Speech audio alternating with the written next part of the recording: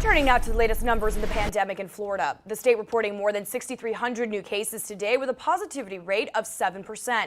The state has also surpassed 18,000 resident deaths. Of those new cases, nearly 1,500 were from Miami-Dade.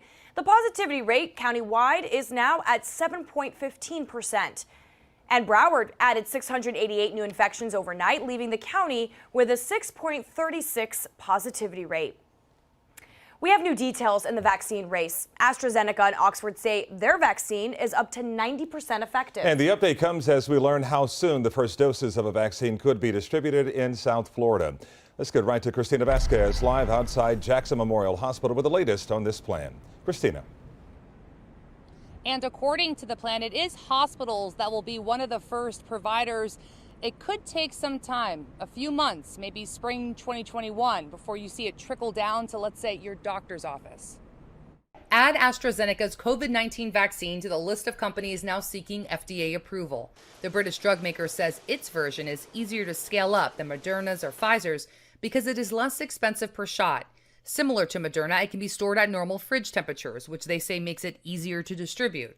As the FDA begins to schedule hearings to review claims by all three companies that their vaccines are highly effective, we are learning more about Florida's draft vaccination plan, a phased approach expanding to the general public as more doses become available.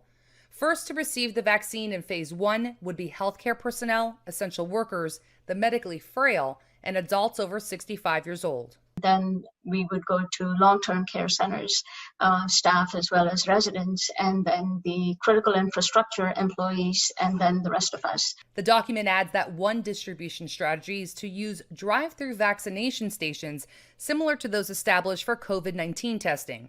Once we enter the next phases, marked by increased supplies of vaccine doses, is when it could start becoming available at traditional vaccine providers like doctors' offices and pharmacies. Infectious disease experts say, given we are at the infancy of the vaccine approval and distribution process, adherence to the new normal rules remains critical amid this time of mounting cases. Number one, the vaccine has not yet received its emergency authorization.